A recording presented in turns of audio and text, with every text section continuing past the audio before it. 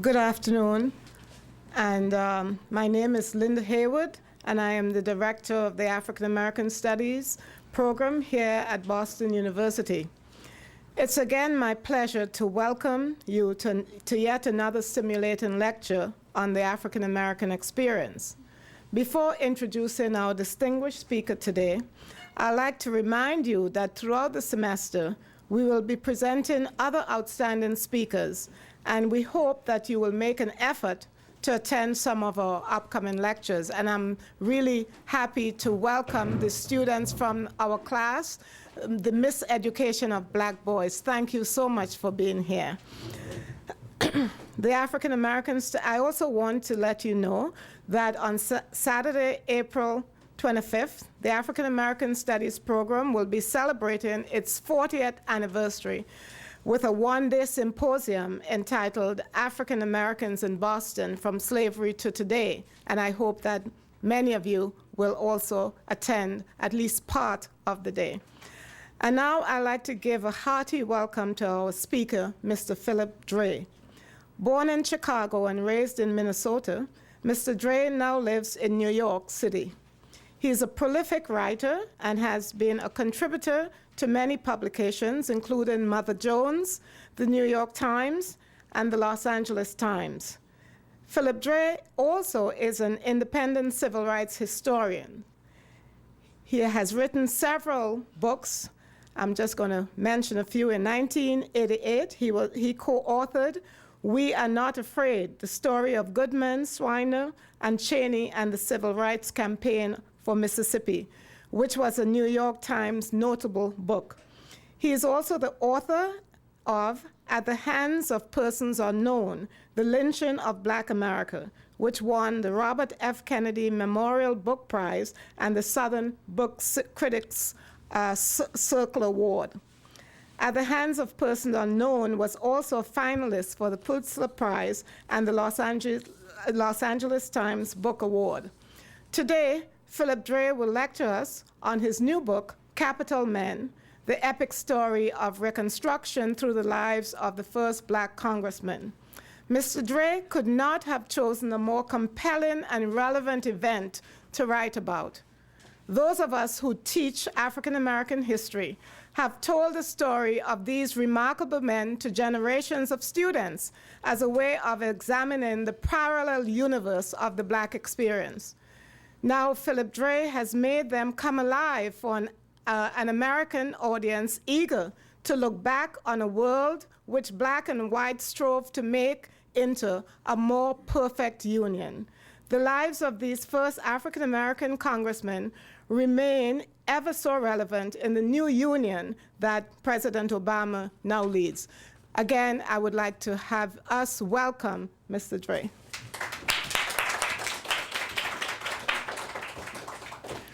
Thank you very much for that nice welcome. I'm very glad to be back here at BU. I was here once about 6 years ago and really enjoyed myself here at the center. It's also really great just to face a live audience because a few days ago someone had emailed me and asked me if I'd be part of one of those blog conversations, something I'd never done before where you answer questions from readers in real time on a blog, and I thought, oh, well, I want to be in the swim and kind of current and like everybody else. So I said, well, sure, I'd be glad to do that. And I forgot when I agreed to do it that I only type with one finger. And so you can imagine it was a really exhausting 2 hours. It went on for 2 hours, and my poor index finger was so, by the end I was just writing like, yes, that could be true, I suppose. People were looking for more discussion, but anyway. One of the questions that people asked me on that conversation and also other appearances I've made for this book, Capital Men, is what would the Black Congressmen of Reconstruction, the Reconstruction era, think about President Obama being elected? And I think what they expect me to say is something like they would fall down and shout hallelujah and they would be so amazed. But really I think what they would say is, what the hell took so long? Because to the Capital Men and other elected officials, Black officials of Reconstruction, of which there were 2,000, people elected to various positions throughout the South, sheriffs, tax collectors, judges, state legislators. That was their Obama moment. In other words, they felt that they had arrived.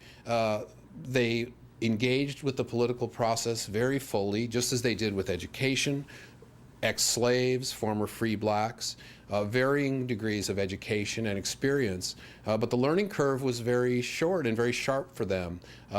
And both as voters and as elected officials, they became engaged very rapidly with the political process. So to them, they responded to the opportunity that was made available by various Reconstruction era legislation, pieces of legislation that were enacted. Of course, the important constitutional amendments, the 14th Amendment, which granted citizenship, and the 15th, which granted the right to vote.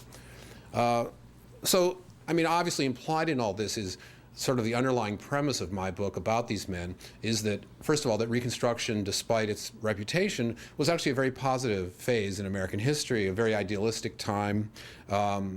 You had the establishment of federal bureaus like the Freedmen's Bureau, the first large social welfare outreach effort in American history to sort of help the new citizens, the former slaves, of which there were 4 million, sort of resettle in the South. Among other things, they had to make the transition to a wage basis of labor. In other words, Freedmen's Bureau officers would be involved in helping the former slaves negotiate wage agreements with their former masters, that kind of thing. You also had, in 1867 with the Reconstruction Acts, the federal government, Congress, basically say to the former Confederate states, if you want to come back into the Union, you're going to have to jump through certain hoops. And one of these was that the states had to have new state constitutional conventions to sort of democratize the former Confederacy. And one of the tenets of these constitutions was that black men would be allowed to participate and to vote. And so you had really essentially what were the first biracial forums in American history of blacks and white Southerners coming together in these constitutional conventions at the state level to try to sort of renegotiate terms for the post-war era.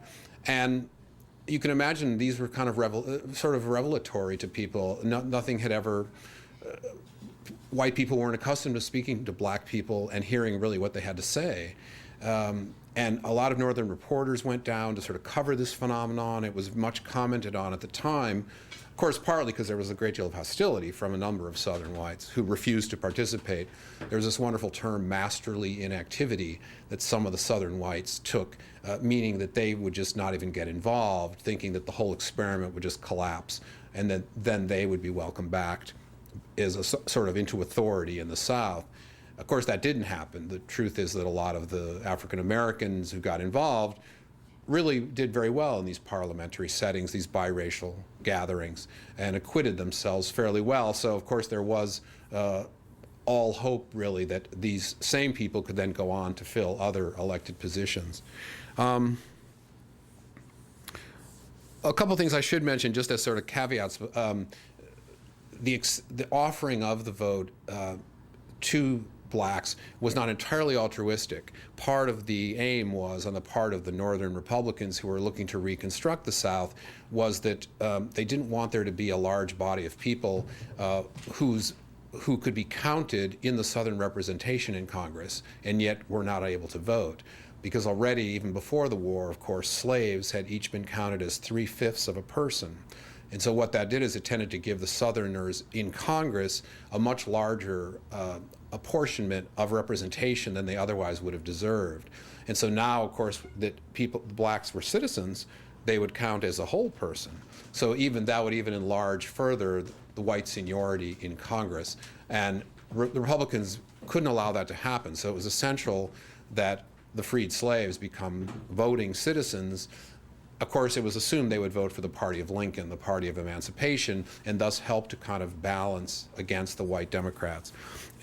Secondly, another thing it's important to mention is that there was one group of people who were not very happy with the enfranchisement of the former slaves, and that was women who had been in the abolition movement. The abolition movement was sort of originated here in Boston, and the women's movement began sort of formally in the late 1840s, and there'd always been a lot of sort of close cooperation between the two. Frederick Douglass was, from the very beginning, an advocate of women's suffrage, that kind of thing, and there was a lot of sort of crossover and cooperation.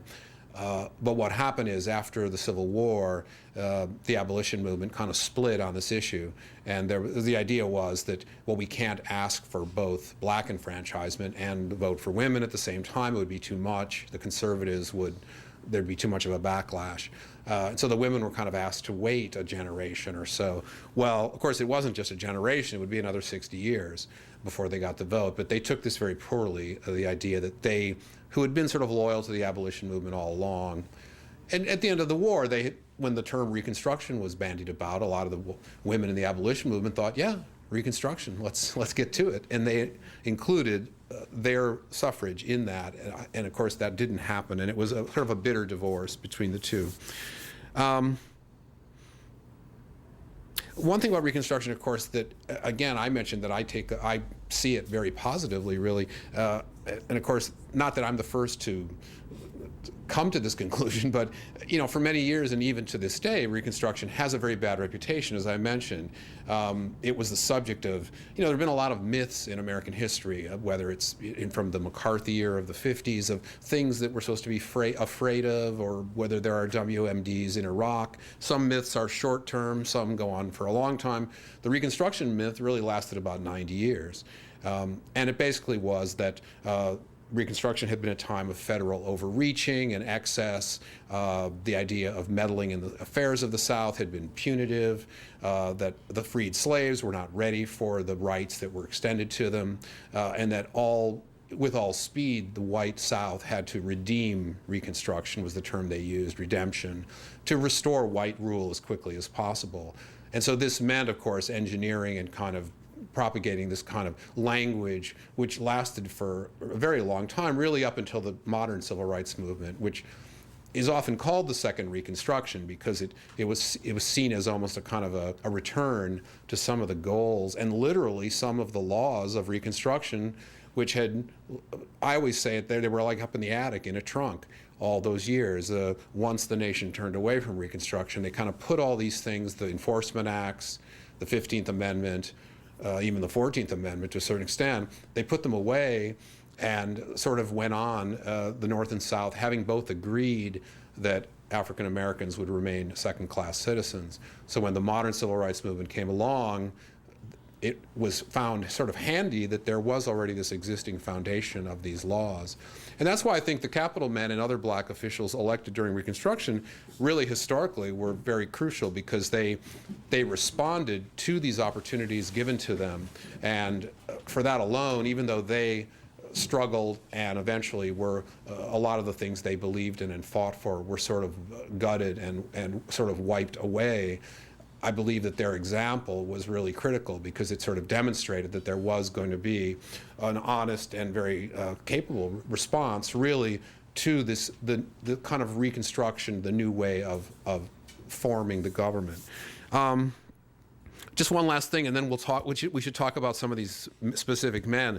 But one thing I'll say about the idea of the mythology, which was so persistent and didn't just emanate from uneducated people or popular magazines, but was expounded at Ivy League universities. And it's in the Birth of a Nation, these movies like Birth of a Nation, what's the movie with Vivian Leigh, Gone with the Wind? A very pervasive, and even John F. Kennedy in Profiles in Courage wrote traditionally about Reconstruction as late as, the late 1950s. And this is one thing that kind of triggered my interest in the period, in that I was familiar with these Thomas Nast cartoons, typical kind of caricatures of Reconstruction, of African-American representatives in a state legislature, with their feet on the desk, eating fried chicken and whiskey, drinking whiskey, and sort of really, shown as sort of not really being engaged. And then I found the image that is on the cover of my book, Capitol Men, of these very dignified-looking statesmen, really. And of course, it didn't jive. I thought, well, these two images are completely contradictory, and yet very little is known about these men. So I was kind of intrigued to sort of delve into the mystery a little bit.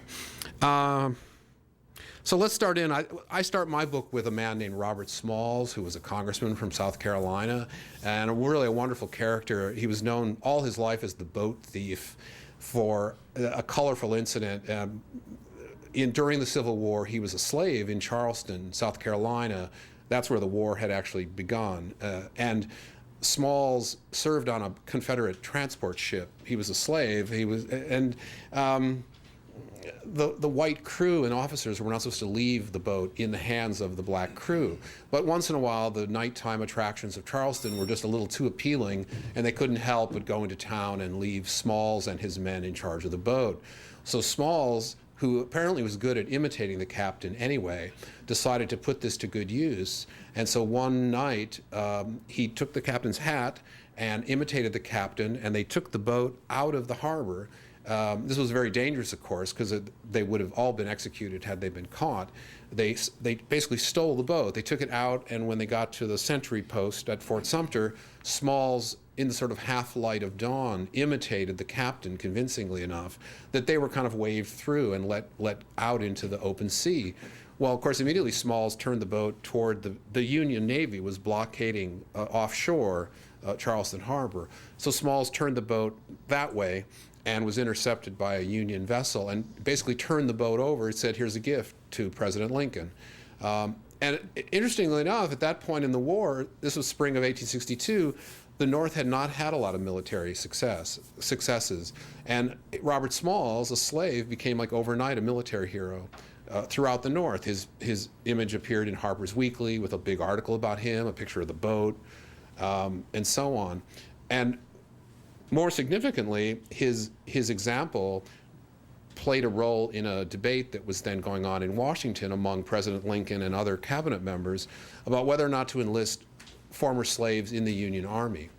You know, as the Union Army went into the South, a lot of slaves sort of liberated themselves, crossed into the federal lines, and a large number of these men began offering to serve. And of course, a lot of the generals in the field were eager to take them up on this offer because they saw that here was all this manpower. And as I said, the North was having a more difficult time militarily than it had anticipated. And so Robert Smalls came to Washington and basically made the rounds and kind of told his story of stealing this boat.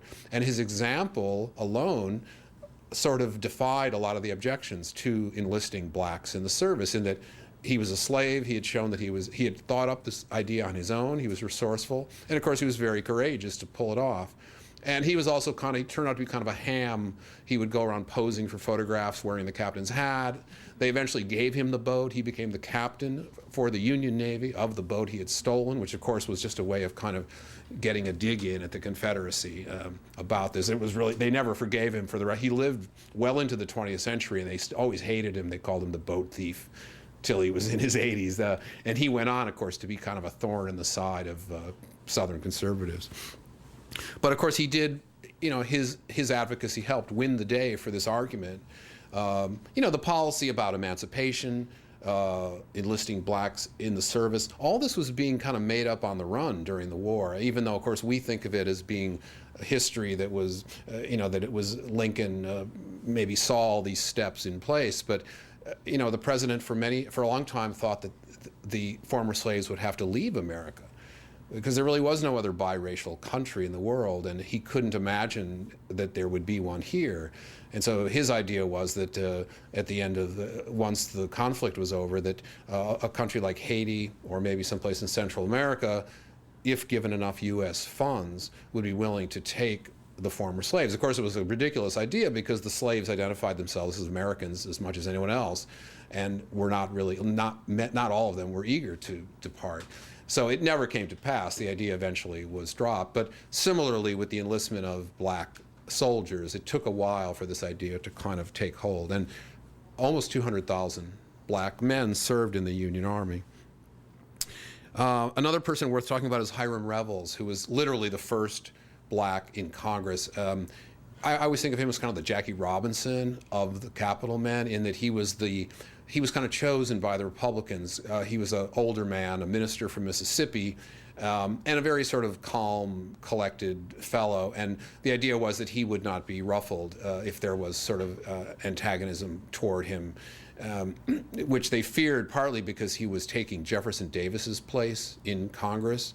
You know, Jefferson Davis was the president of the Confederacy, but before that he'd been a senator from Mississippi and had last been seen sort of storming out of the Senate in 1861 saying, the next time you'll hear from me, it'll be the end of my point of my sword, basically. So he left in a huff. During Reconstruction, he was in a federal penitentiary, and meanwhile, Hiram Revels, an African-American minister from Mississippi, was coming to take his seat. So this was a way, of course, it was like a wonderful public relations coup for the Northern Republicans to kind of, again, rub the former Confederacy's face in this a little bit. And there was, the day of his Revels swearing in was sort of like Y2K. It was, people feared that the chandeliers would start rattling and that the plaster would crumble, or of course none of that happened, and it all went very smoothly. But there was a lot of hoopla about it, and a lot of attention, and generally the Southern conservative press was very hostile toward the idea. But otherwise, there was this. It was still kind of during the early part of Reconstruction, and people were generally kind of welcoming of the idea. They called Hiram Revels the 15th Amendment, the living 15th Amendment. In other words, that he was embodying this reform and such. Another interesting man was Robert Brown Elliott, also from South Carolina. He was kind of like the most Obama-like of any, not that everything has to relate to Obama, but he was a person who was kind of mysterious origin. He claimed to have lived in England, to gone to law school there, and yet he also sort of knew all the nooks and crannies of rural South Carolina, and he was only a young man. He was in his late 20s. So the idea that he'd somehow done all this didn't really add up. But people seemed to give him a pass and let him sort of tell whatever story about himself he wanted to. What was known, though, was that he was very intelligent and very eloquent, and became known as an incredible orator for the cause of equal rights in South Carolina. What was also interesting about him is that, unlike a lot of the other Capitol men, he was of definite African, and he was not of mixed ancestry in any way, shape, or form. And in fact, they called him the African. And so when he came to Congress, he was sort of intimidating to whites in a way that a lot of the other African-American representatives weren't, and that he looked much more exotic until he opened his mouth and began speaking. And it turned out that he spoke in what they called the African cadences, whites called it, because even that kind of, the sort of speaking that we associate with the black church, people like Martin Luther King Jr., obviously, and others, was, again, relatively new to a lot of white ears. They had never really heard this kind of language, the sort of rhythmic speaking. And not only that, but also the ability to kind of speak truth to power, the kind of grit. A lot of these black representatives had a kind of, one reason they'd been so successful in the state constitutional conventions, is that they actually knew the issues almost better than a lot of the whites in terms of conditions on the ground, so to speak. They lived much closer to it, and when they spoke, it could be very compelling because they had run up against white vigilantes. They'd seen land abuse, the abuse of the use of land, that kind of thing. So Robert Brown Elliott was a very compelling force, and he attached himself to something that, Reconstruction was a time when the reformers knew they were probably dealing with like a period of time in which they had to take advantage of, get as much done as they could. They knew there was going to be a backlash, and it did eventually come. So they got, in addition to those two amendments I mentioned, there were also the Enforcement Acts, which were meant to protect black voters, but then also there was something called the Civil Rights Act, which they saw as the capstone. And what that was about not just protecting the black right to vote or to be a citizen, but how people lived in their daily lives, which of course is really critical. Whether you could ride on a train, or stay in a hotel, go to a restaurant or a theater. That was the kind of thing that was really difficult. And the Civil Rights Act of 1875, it turned out to be called, was meant to finally address that. And so the abolitionists, former abolitionists, and other reformers saw that as their final, that would sort of be the capper, the thing that finally put all the rights in place. And Robert Brown Elliott gave a very eloquent speech in 1874 where he debated the former vice president of the Confederacy, Alexander Stephens, who was then an old man and sort of was wheeled into Congress and gave this kind of very feeble speech where he basically just parroted things he himself had said before the Civil War about, the slaves are happy, why don't you leave us alone, etc. And Robert Brown Elliott just sort of decimated him and went on to give this very powerful speech, a little bit like Obama's speech in Philadelphia last spring, I believe it was, where he basically said, we're not going to emigrate. We're Americans, just like you are. We have long ancestral ties to this country, and we want to be a part of it. We're integral to it. And at one point he quoted scripture. He turned to the story of Ruth, the whither thou goest, we will go kind of thing. It was a very effective speech and so popular that a lithograph was struck the next day of him giving the speech on the floor of the House. And he was sort of overnight, just like Robert Smalls had been. He was kind of welcomed. It was kind of an overnight sensation, really. The Civil Rights Act, by the way, then was passed. Unfortunately, it had a rather sorry trajectory. It lasted for about 10 years. It was very difficult to enforce. The thing about regulations and laws is that they can be as beautifully written as you want, but enforcing them is another story. And that's what really happened. And of course, that's the story of Reconstruction writ large, is that it was very difficult to get the South to cooperate, or even the federal government really, after a point, to follow up on these laws. It became inconvenient. People got tired they didn't want to send the federal troops into the South as troubleshooters anymore. President Grant became very self-conscious of being kind of a military dictator, of being like a Julius Caesar, which is what they called him. He didn't want to be seen as the person who reignited the Civil War. So the whole idea of sending the troops yet again for another emergency, African-American voters here are being intimidated, and they're being attacked, or what have you, it became too much. And not only the president, but a lot of the American public as well.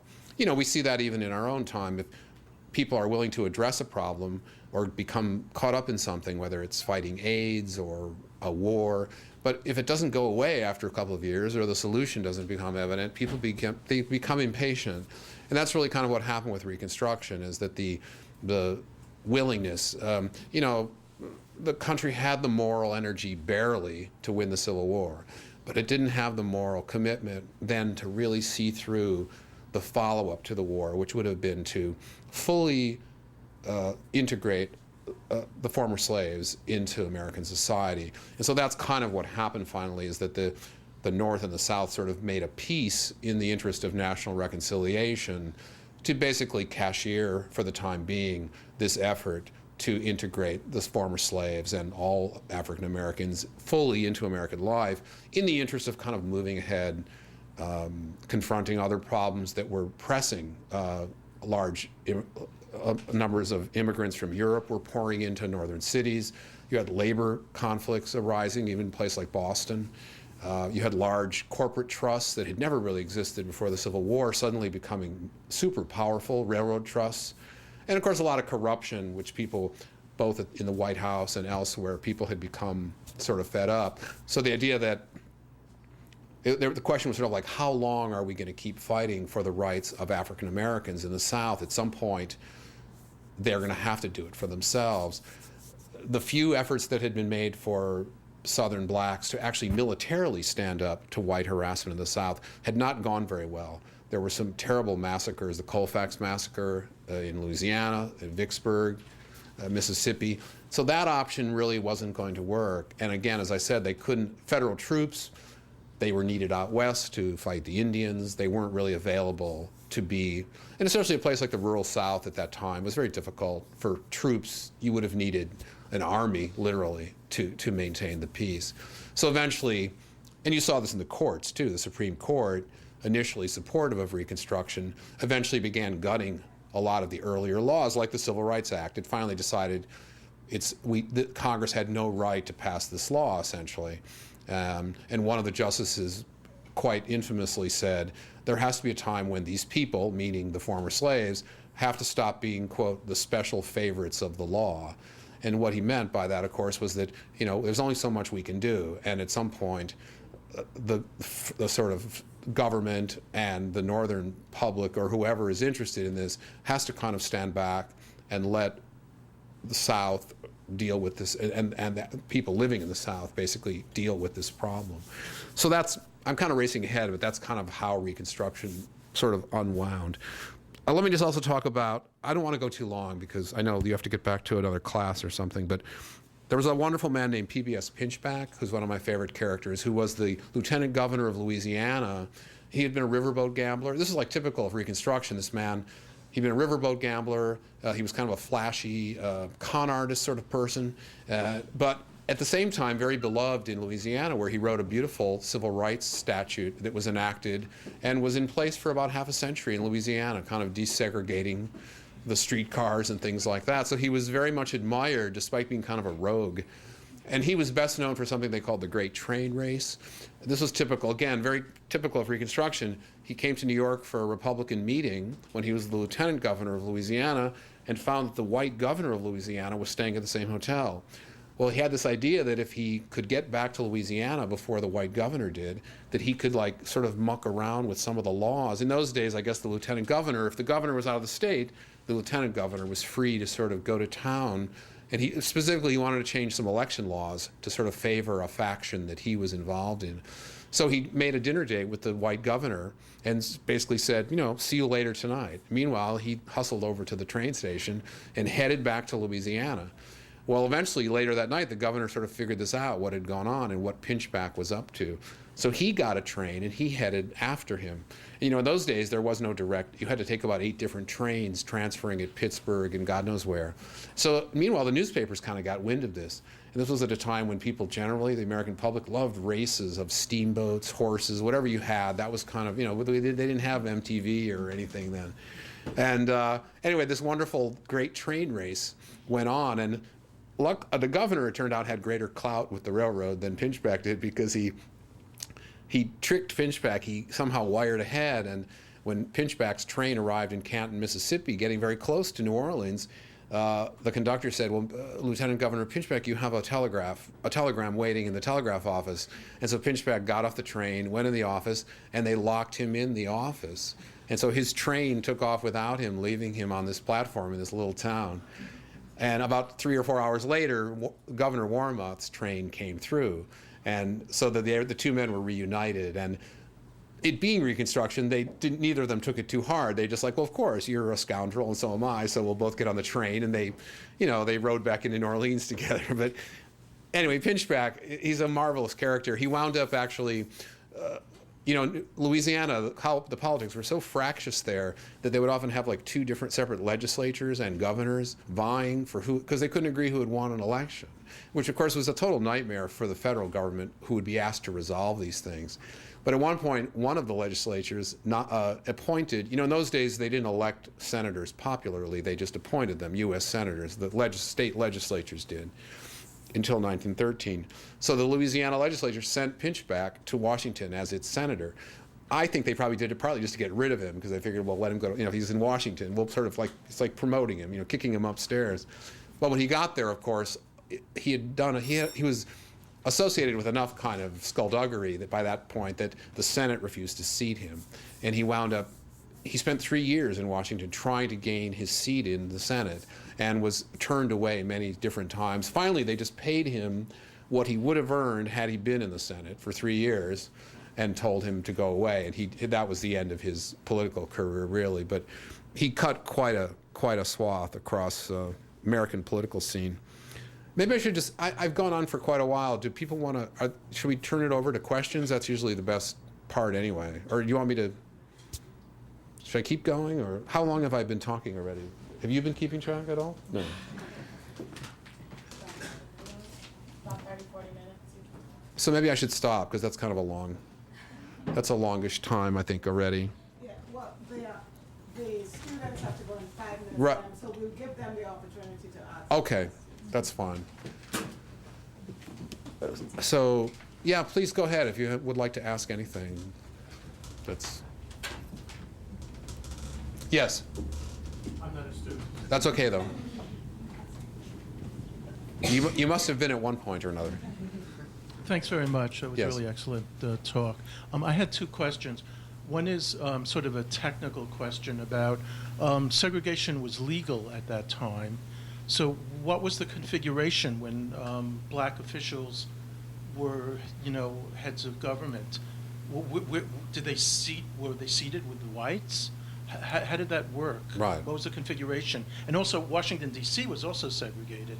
So where were the representatives seated in Congress? And the second question, Yes. more broader question is, do you see any would any of these representatives precursors to what we would call black nationalists or integrationists in these times? Do you see any precursors for that?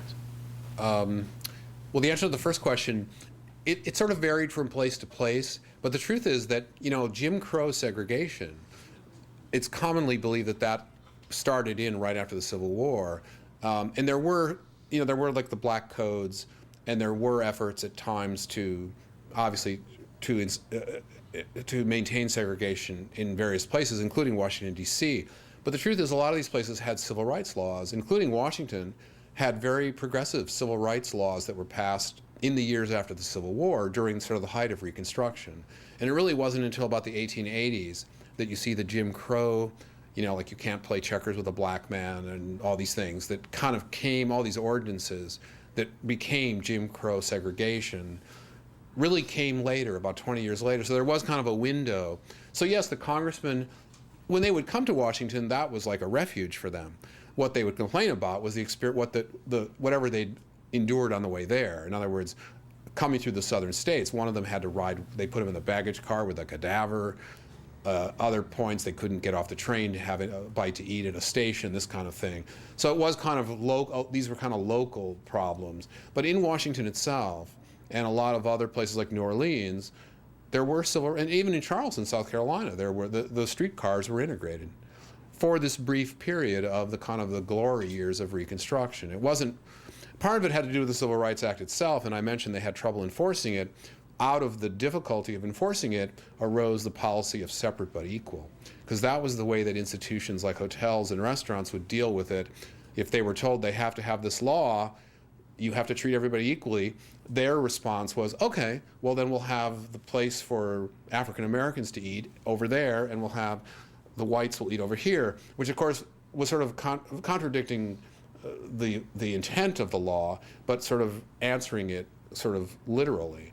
And so you had that whole idea, the sort of segregation kind of came out of the failure of this attempt to sort of equalize civil rights on a daily basis. And of course that law became, finally, the Civil Rights Act of 1964.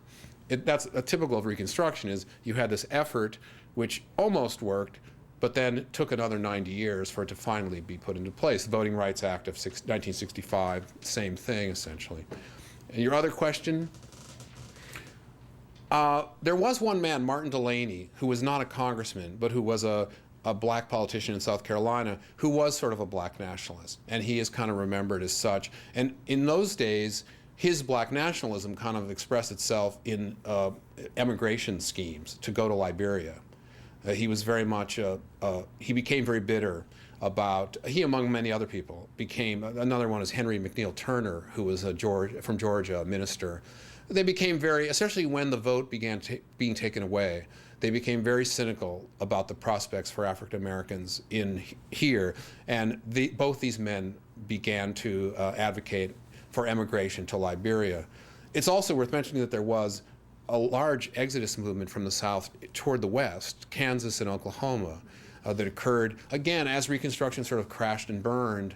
A lot of people, blacks in the South, sort of said, what are we sticking around here for? We're sharecroppers, the economy is impossible, now they're taking the vote away from us, why not just leave? And of course it was they were sort of, these Western states would promote themselves as havens.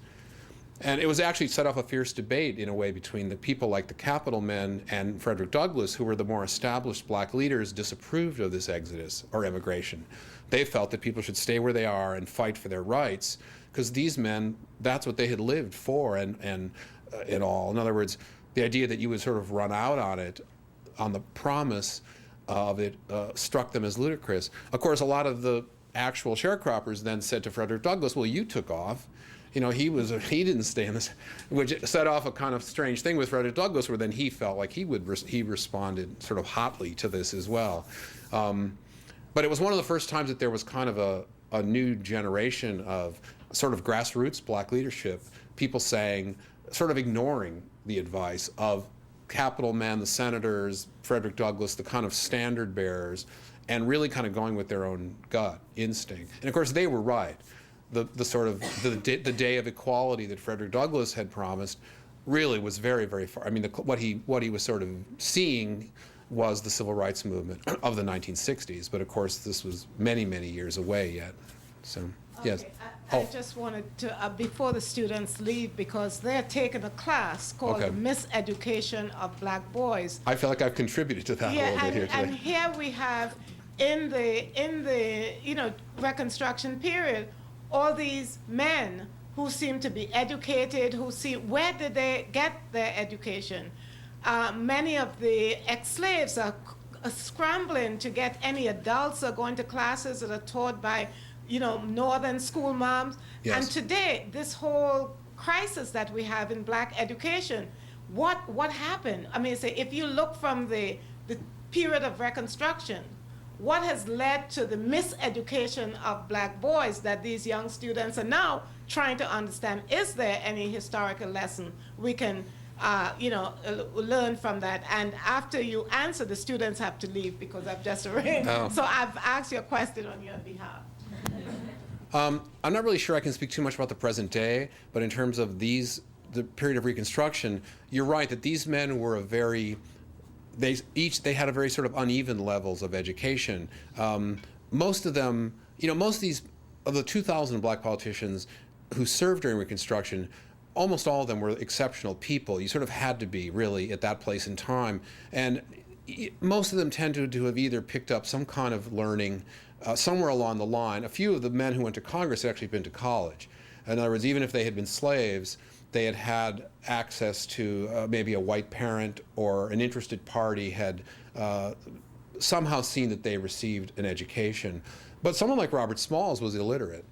And even though when he went to Congress, he then became, he hired tutors, basically, because he didn't want to be embarrassed by his inability to read and write. And so he sort of worked at it assiduously. And as you know, that's very typical of that era. I was kind of emphasizing how people threw themselves into politics, but education was a huge, because it was very difficult for African Americans to receive any education at all prior to emancipation. When the opportunity was presented to them, I mean, we're all familiar with those stories of the schoolhouses with people, 90 years old who just want to learn how to read their Bible. There was such a hunger for that kind of education. So yes, you're right, it was kind of uneven. And there were a lot of people who had to really kind of struggle to kind of work their way in. I don't know if I can really comment about, in other words, there was such a huge sort of the nadir of the African American experience post-Reconstruction for so many years that education, it seemed like, has always been, it's never, even to this day, become sort of gotten back to where it should be. But And then we'll continue. okay. Thank you very much for coming to.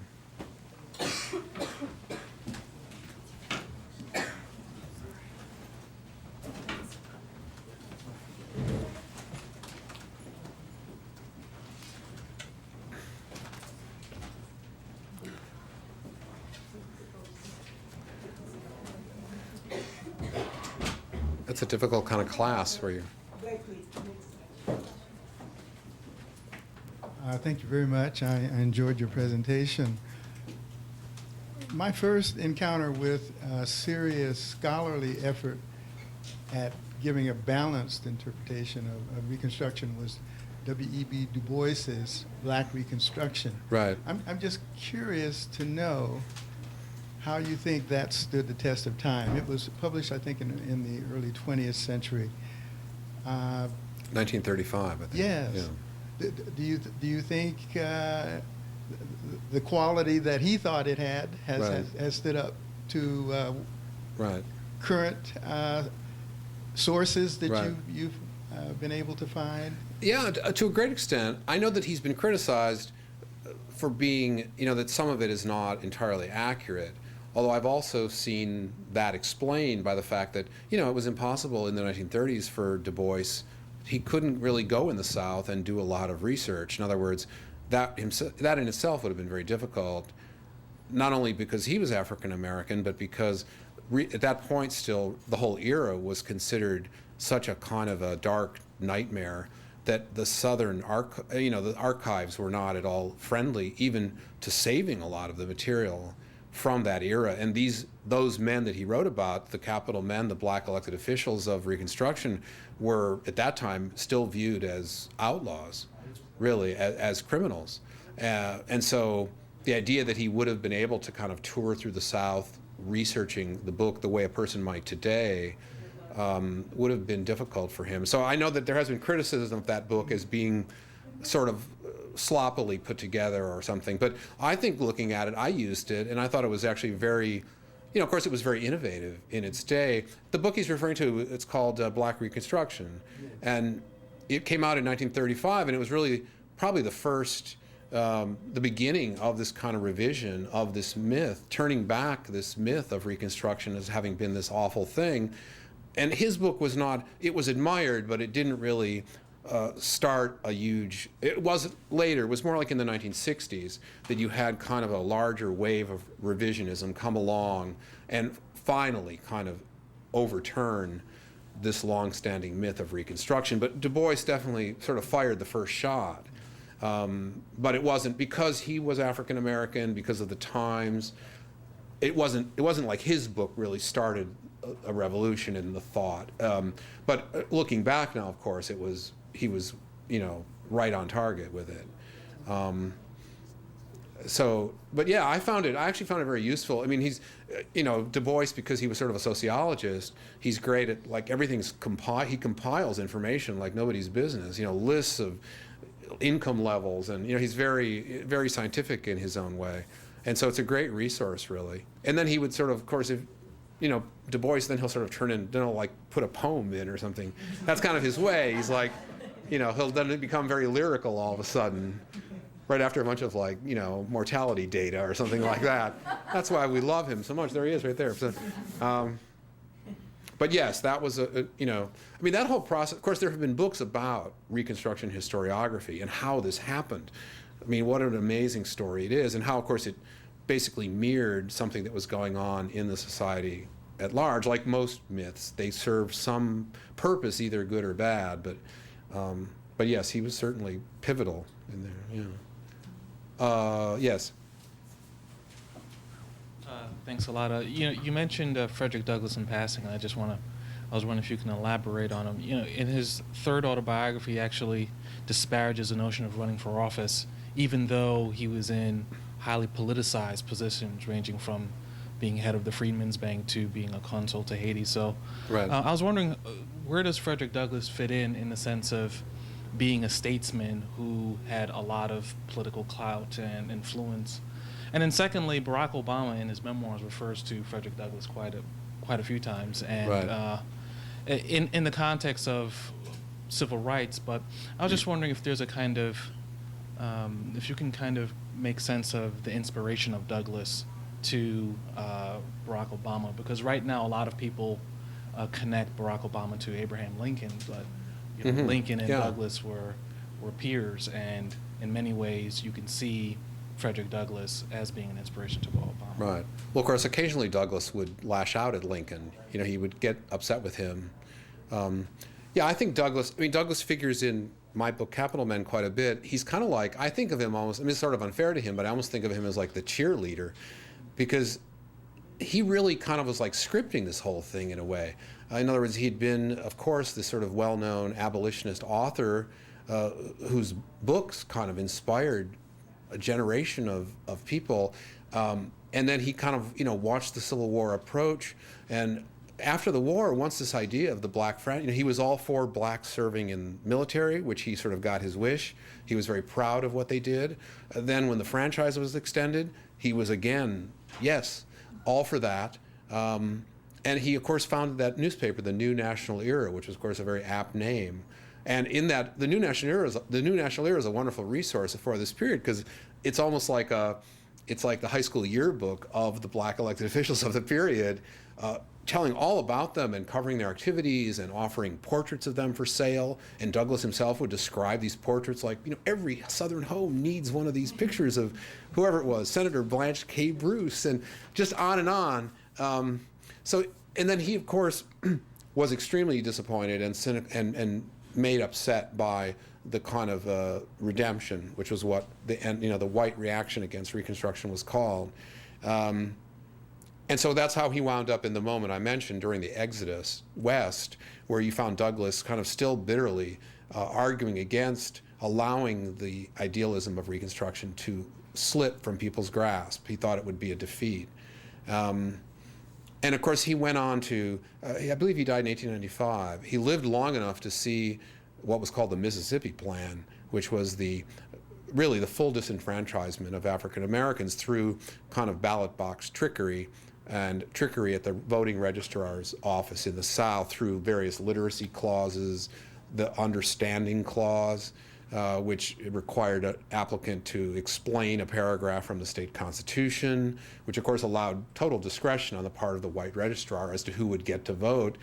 The Mississippi Plan was then copied by almost every other southern state. So Douglass lived to see all that, and I'm sure it was a great disappointment to him, although I don't think personally he ever lost. You know, as I said, he always believed that there would be a day would come when there would be a kind of a rising of sort of an embrace of equal rights in the South. And your other question was about a connection between Douglass and Obama. I guess, just loosely, I guess I can sort of see that. The thing about Douglass, it's so incredible. And, he's really, I've always admired him, but working on this book especially, I came to really, he's an incredible writer. Like, I went out and actually got like this huge volume of his speeches, and what a gift of language. It's just amazing, incredible. And so in that way, of course, there's a connection. But I think also with Douglass, the thing was so great was that he never let go of the kind of emancipationist vision of America. Like, he had it all. That's what I meant when I said he had it all scripted almost. It's like he was the one who saw it all, and he saw what needed to be done. When it worked, he was glad. When it didn't, he was very upset. But in that way, I think he does have a little bit of Obama. I think he had it all in sight, kind of, and he knew where it was supposed to go. And I think Obama kind of gives a little bit of that, not only the control of language used very effectively, but also a sense of calm and kind of having a certain object in sight and kind of knowing that that's the direction to be moving in. Yes. Your talk made me think about some comparative things. And in recent years, we've had situations in different places of the world where we've had democratization in places that weren't democratized before, and yet had serious social barriers. For example, former Yugoslavia would be an example. We had Serbs and Croats at each other's throats. And then you have in Iraq, we have Shiites and Sunnis and so on.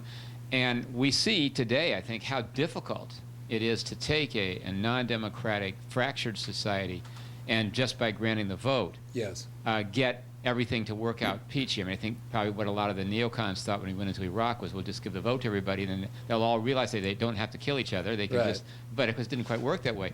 I wondered if you could say, would you say there were lessons that they could have learned from Reconstruction on that same kind of thing, and what sort of real problems are there in that type of situation?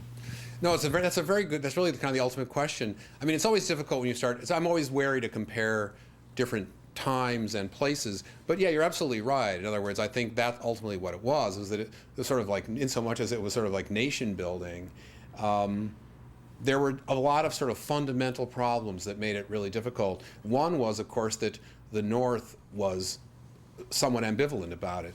In other words, when Lincoln was assassinated, Andrew Johnson became the president, and he himself was sort of a loose cannon and didn't really get it started on a solid footing. Secondly, there was a lot of real resentment against the South in the North for the Civil War, because it had gotten way out of hand. Many more people had been killed than had been thought, and that kind of seed of real contempt between the two sections was not helped at all by the immediate years after the war, when there was still a lot of bitterness. And I think finally, I guess there was a sort of a vacuum of leadership in the South, really. And again, maybe it just was impossible that this all could have happened. I think the only thing that would have made a difference is had there been moderate leadership in the South. There were Southern Republicans, either scalawags, Southern Republicans, who basically had the vision to say, well, we have to get on this page because everything has changed now. And the planter society we once knew is over, And if we want to move ahead and not get the South sort of left behind, we have to kind of sign on to this. And a lot of them did. Even couple of former Confederate generals like Longstreet became Southern Republicans. Unfortunately, not enough did, and there never was a Southern we needed like a super group really of Franklin Roosevelt, Lincoln, whoever, Eleanor Roosevelt maybe, in other words, to counter the sort of white resistance that came, what they called the straight out movement in the South, which was basically saw the Reconstruction as apocalyptic and spoke of it in terms that, the Jews used to talk about the Holocaust. They literally, never again. To them, the idea that you would allow African Americans to vote, and in these large voting blocks in states where they were a majority, to to control the political scene, even though that never, their fears were overblown, but to them that was never going to happen again, and they would do anything. They literally would say that too. We'll do anything. We will kill people. We will stuff the ballot box. We don't care. We're not going to have that ever happen again. And so that force was so powerful that whatever moderate voices there were just unable. And so sort of, just like you're saying, it was a situation where you wish it could have been different, but there just wasn't, like I said before, just wasn't that commitment to it from the people who were most implicated, really.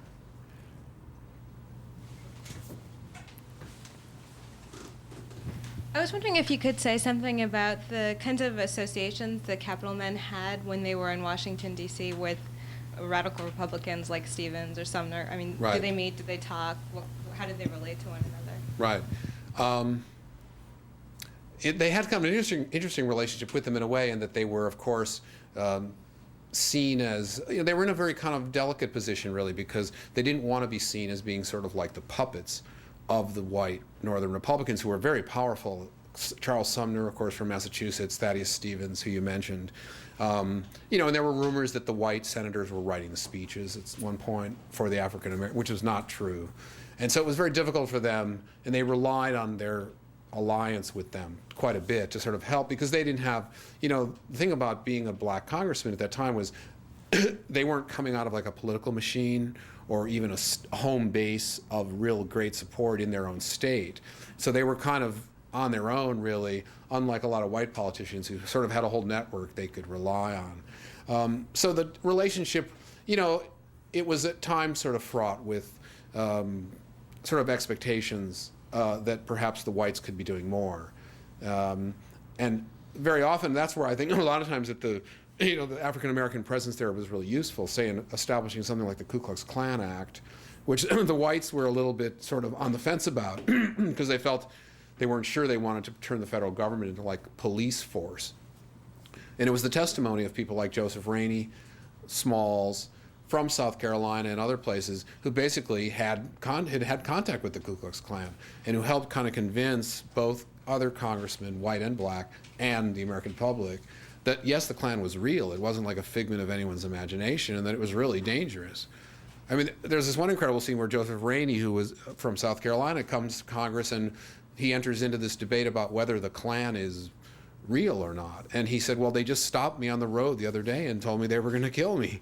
And so this kind of like, that kind of sort of tended to stop the clock a little bit.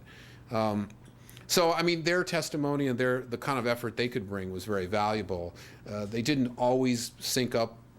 There was always that kind of problem of, well, this is more a problem for me than it is for you, and so I take it much more seriously. And, so sometimes feeling like the whites, Northern whites, were not, they got it sort of in a larger sense, but they didn't really get the grit of it really as much.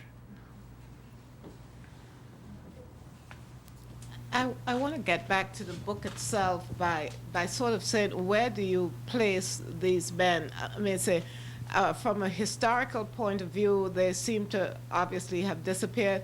There's a sort of pathetic sort of dimension to the, as lonely sort of fighters who then just get no credit for the real revolution in, Right. Southern social structure, the most democratic, Yes.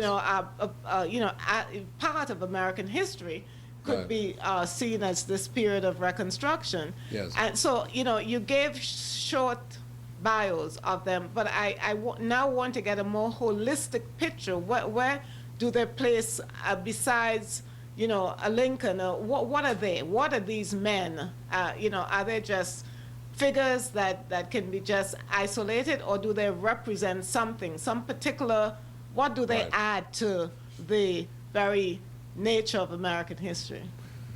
Well, I think one thing that I would say is that, to me, they loom very large in that they were the ones who sort of took up they responded to the call, really. In other words, the momentum of Reconstruction itself required there to be a response from those whom it was meant to serve. And I think not only the 16 men who came to Washington, but all of the black voters and elected officials basically responded to that. And so to me, as you say, because Reconstruction, in so much as it stands as kind of it's a sort of an idealistic period which turns out to have been seminal, I think the fact that they were the ones who really took it at its word and delivered back to it a great amount of commitment and courage and competence, really. So for that alone, I think I respect them a great deal, and I think that was what was inherent in that image that I was attracted to of those men that are on the cover of the book.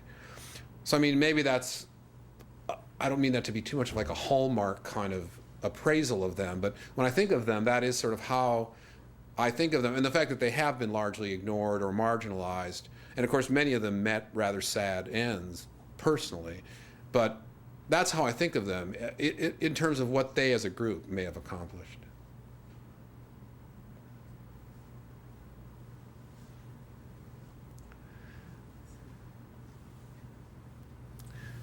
Well, maybe we should wrap it up. We have gone on for quite a while. Okay, well, thank you so very much. Thanks for having me here. And